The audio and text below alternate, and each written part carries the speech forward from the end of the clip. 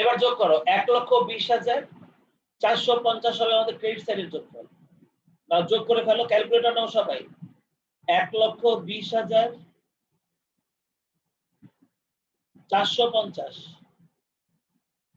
এই 1,20,450 টাকা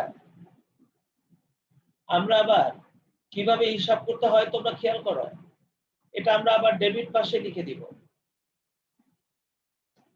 এবার এখান থেকে তোমরা এই আইটেমগুলো বাদ দাও, 6,250, 24,000 আর 450, এই তিনটা বাদ দাও।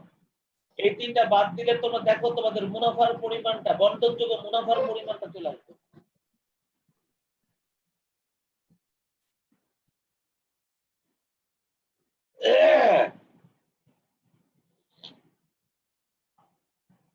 বন্টনযোগ্য মুনাফার পরিমাণটা চলে আসবে। দেখো কত আসে, দেখো তোমরা বের করতে থাকো, ততক্ষণ আমি নামগুলা লিখি।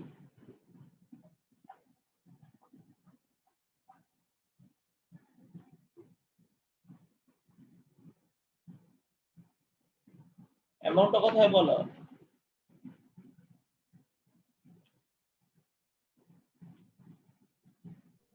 স্যার 1,20,000 থেকে কি এই তিনটা বাদ দিব? 1,20,450 থেকে এই তিনটা বাদ দিবা, এই তিনটা। স্যার তাহলে হয় 89,750। 89,750, 750,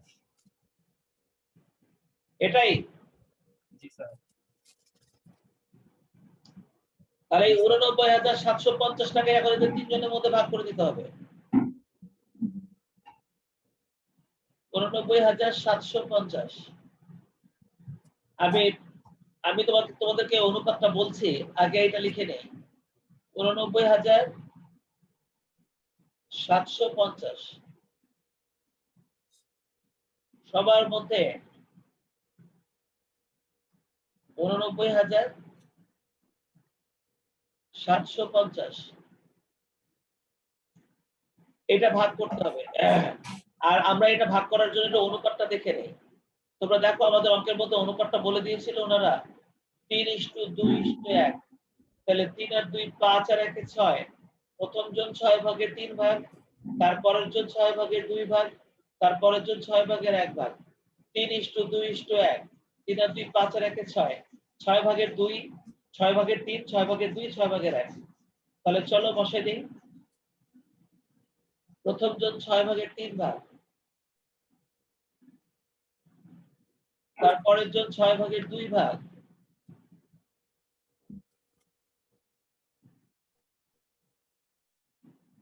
আর সবার শেষের জন 6 ভাগের 1 ভাগ।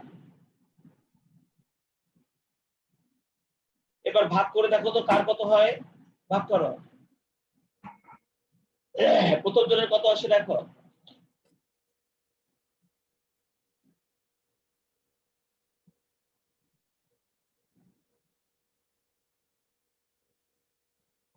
প্রথম জনের কত আসে দেখো।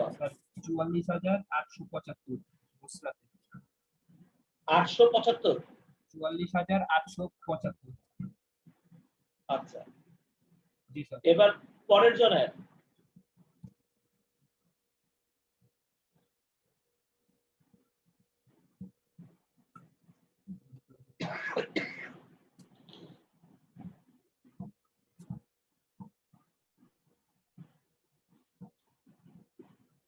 আহ, 29,916.67। 30,000।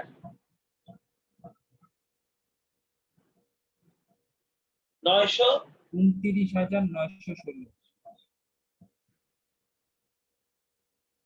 29,917 বললা?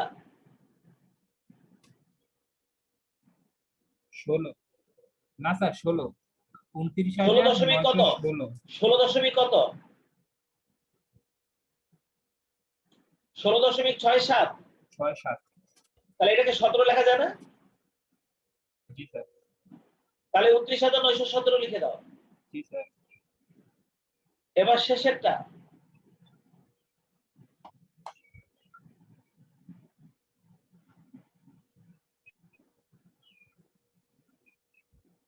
স্যার 14,958.3 14,900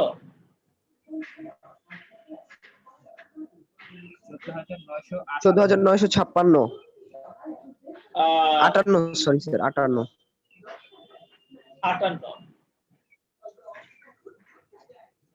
.3 স্যার 0.3 এবার এই তিনটার যোগফলটা আমাদের 89,750 টাকা হবে। আমাদের এই যে লাভ লোকসান বন্টনটা করা হয়ে গেল, তোমরা কি সবাই লাভ লোকসান বন্টন করাটা বুঝছো কিভাবে বসিয়েছি আইটেমগুলোকে?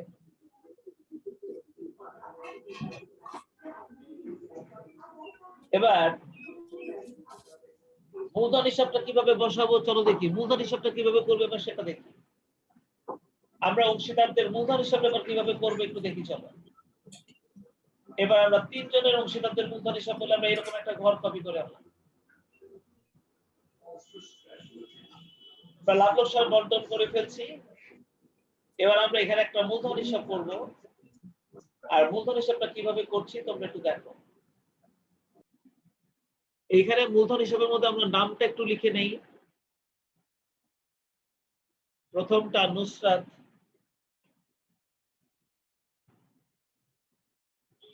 তারপরেরটা আফরিন,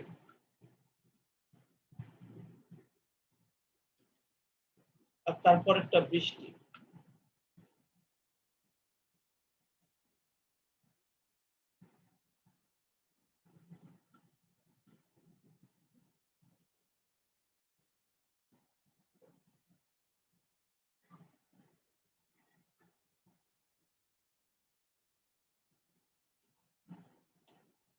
আমরা আমাদের মূলধন হিসাবটা লিখে ফেললাম।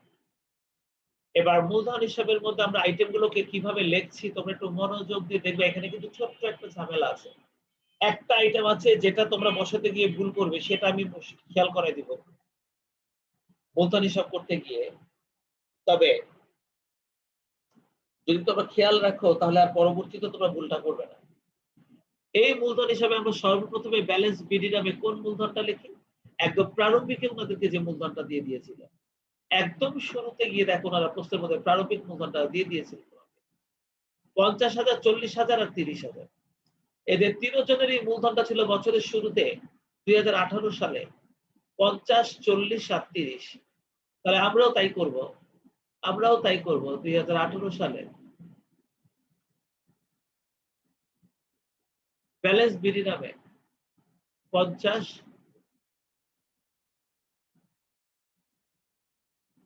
40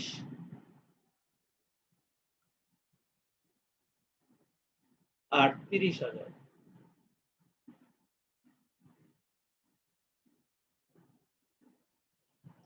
ব্যালেন্স বিডি নামে 50, 40 এবং 30,000 টাকা আমরা লিখে দিলাম। এবার যে সমস্ত ঘটনা অংশীদারদের মূলধনের পরিমাণকে বাড়াবে তাদেরকে আমরা ক্রেডিট সাইডে লিখব। তোমরা ভালো করে খেয়াল করে দেখো কিভাবে লিখছি। প্রথমে মূলধনের সুদ। মূলধনের সুদটা ছিল প্রথম জনের 2,500 এবং এটা কিন্তু আমরা ওই ডিসেম্বরের 31 তারিখে লাভ লোকসান বন্টন হিসাব নামে লিখব। প্রথমটা 2,500, এর পরেরটা 2,000,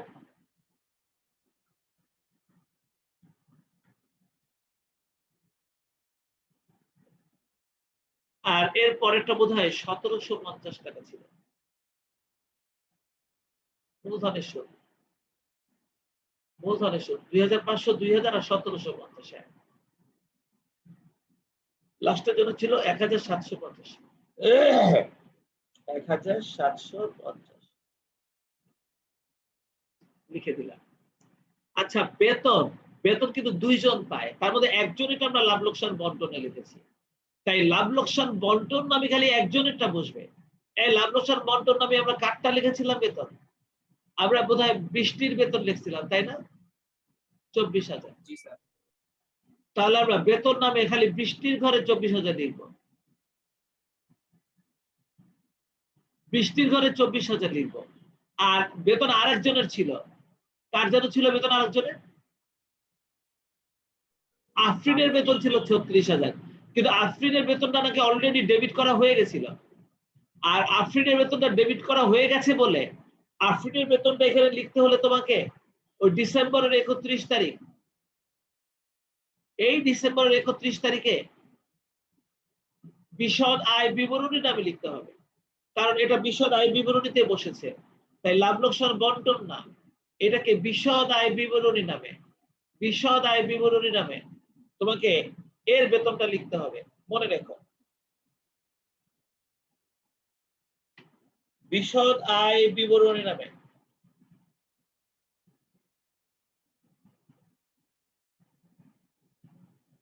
আমরা এই বেতনটা লিখব।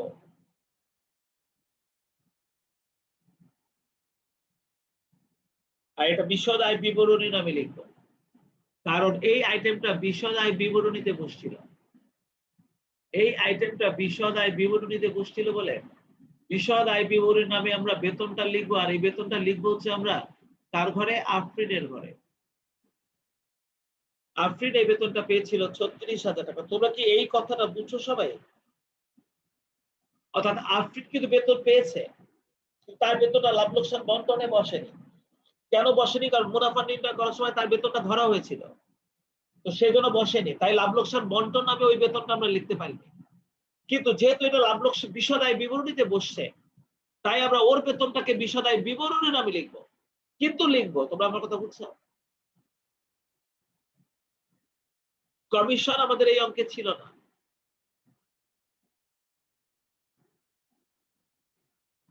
কিন্তু ঋণের সুদ ছিল। ঋণের সুদটা কে পাবে? ঋণের সুদ, ঋণের সুদটা পাবে আফরিন 450 টাকা।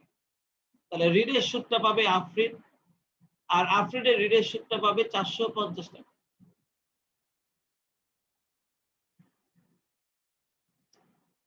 মুনাফার অংশ, হ্যাঁ মুনাফার অংশটা বসবে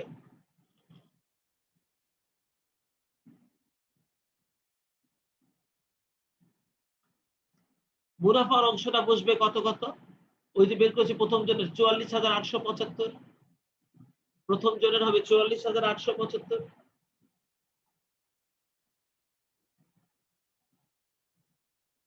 আর দ্বিতীয় জনের হবে মুনাফার অংশটা দ্বিতীয় জনের কত দেখো?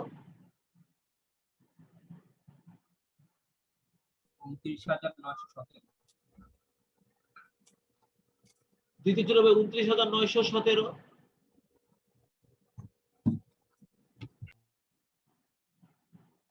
আর তৃতীয় জনের হবে 14,958।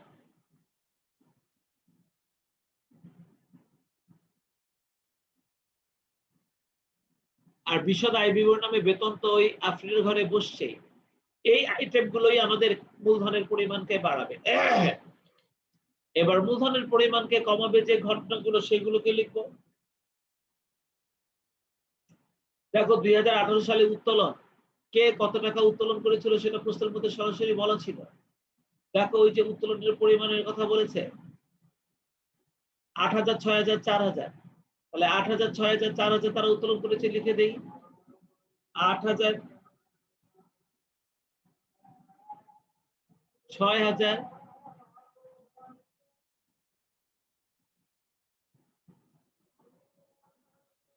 4,000।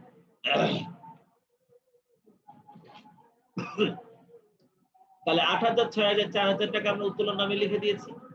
এবার লাভ লোকসান বন্টন হিসাব নামে উত্তোলনের সুদ, হ্যাঁ উত্তোলনের সুদ বসবে। দেখো আমরা উত্তোলনের সুদটা কত কত বের করেছি।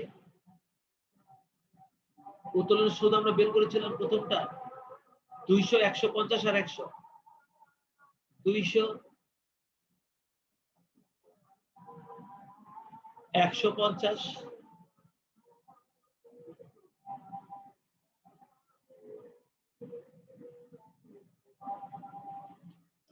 আর 100।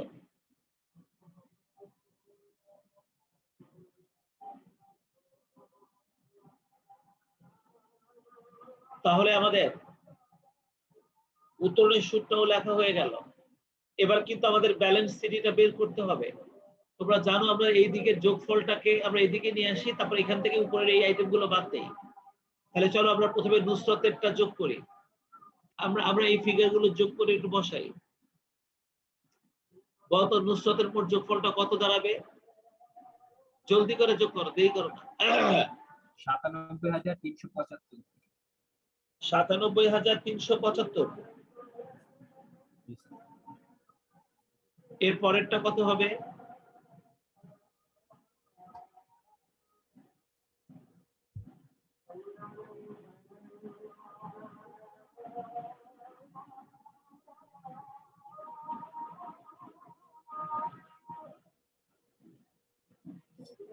এক লাখ 8,367। 1,08,000। জি স্যার, 367। 367। জি স্যার। আর এর যোগফলটা কত হয়?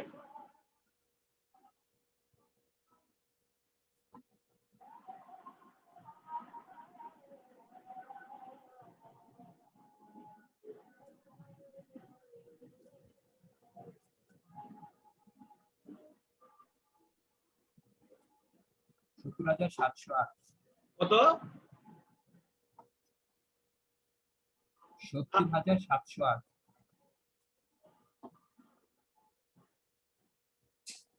চলো আমরা এই যোগফল গুলোকে এবার বাম দিকে নিয়ে আসি।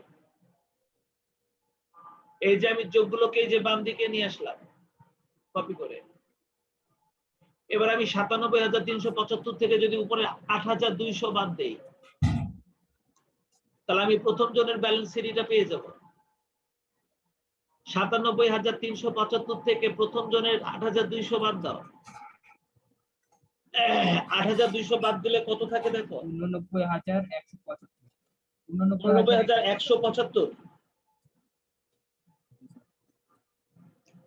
এবার এর পরের জনে 1,08,367 থেকে 6,150 বাদ দাও।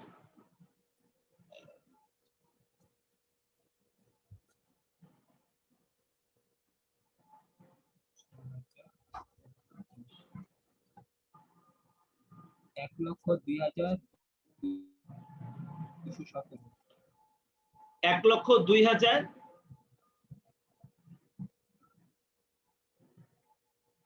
217।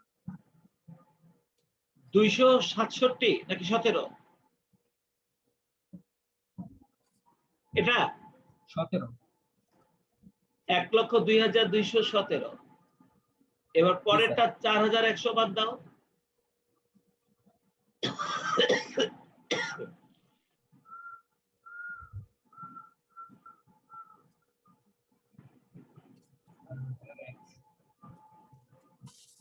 ছেষট্টি হাজার 608।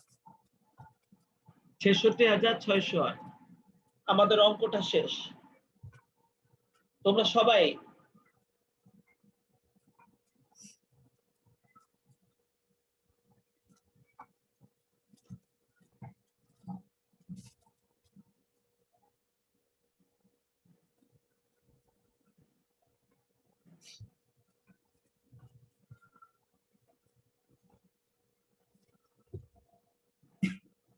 সবাই এই অঙ্কটার একটা স্ক্রিনশট নাও। আগে এই 4 নম্বর অঙ্কটার একটা স্ক্রিনশট নাও। প্রশ্নটা দ্রুত নিও, যা করবা দ্রুত করো। বুঝছো? এবার প্রথম গণনাটা চলে আসছে, এবার দ্বিতীয় গণনাটা, এই গণনা দুটো নাও। আচ্ছা, তিনটা একসাথে নাও।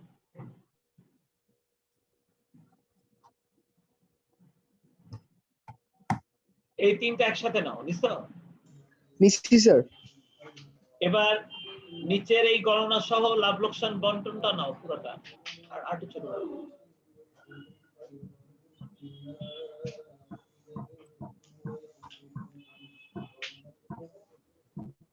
এই যে লাভ লোকসান বন্টনটা নাও।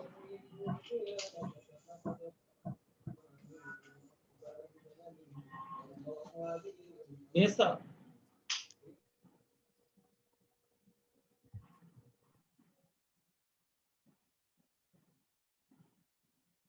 এটা কি নেওয়া হয়েছে?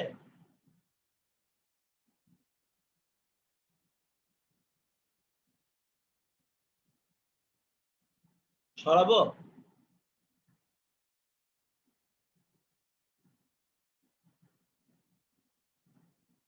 এবার অংশীদারদের মূলধন হিসাবে একটা স্ক্রিনশট নাও।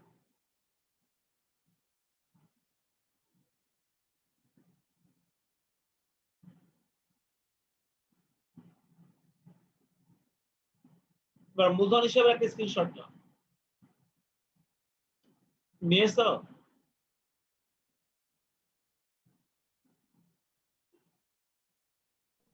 জি স্যার। এবার হাজিরার একটা স্ক্রিনশট নাও। 17 পর্যন্ত আগে নাও। সাতাত একটি স্ক্রিনশট নিতে। এই পর্যন্ত হাজিরা কি স্ক্রিনশট নেওয়া হয়েছে?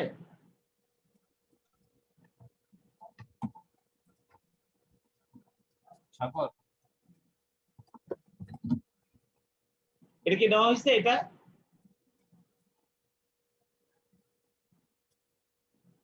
Yes sir. এবারের পরের থেকে 17 পর থেকে বাকিটুকু নাও।